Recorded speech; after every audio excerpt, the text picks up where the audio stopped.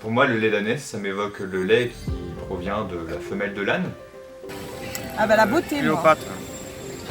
J'en mange jamais en vrai, donc je sais pas du tout, je vais poser mon veto. Sandrine Viguier, donc j'ai 46 ans, j'ai 3 enfants, je suis mariée. Et donc je suis agricultrice, productrice de lait d'ânesse avec des cosmétiques au lait d'ânesse et ainsi qu'une pension pour chevaux sur l'exploitation. Voilà. On travaille, alors moi je ne fabrique pas la cosmétique, hein, je produis le lait d'ânesse et je travaille ensuite avec un savonnier qui est en Vendée également. Avec qui on produit des savons, puis également des savons liquides, shampoings, crèmes, etc. Et alors pour les visites d'entreprise, donc je présente l'exploitation.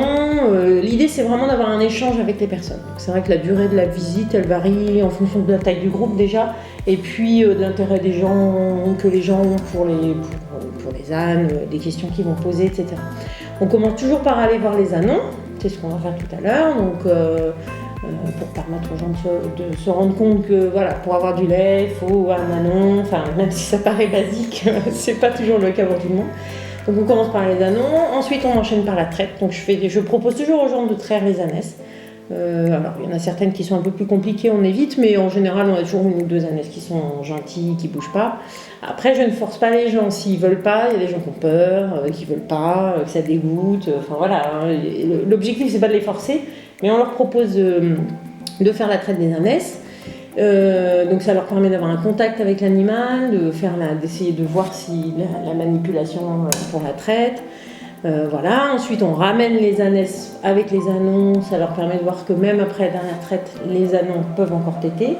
Et donc et puis voilà, il y a une image d'Épinal derrière, le petit ânon le petit, ils sont pas tout petits, l'ânon qui tète sa maman. Et puis ça leur permet de prendre l'ânesse en licol, de la ramener. Voilà. Et ensuite on va dans mon petit laboratoire, je leur fais goûter le lait d'ânesse, parce que c'est quand même un produit qui est un petit peu particulier. Et on finit par la boutique. Donc bon, c'est vrai que pour l'instant je ne fais pas payer les visites. L'idée c'est plutôt que les gens s'intéressent aux produits et testent les produits. Voilà, repartent avec un petit savon ou autre chose s'ils veulent plus. Voilà.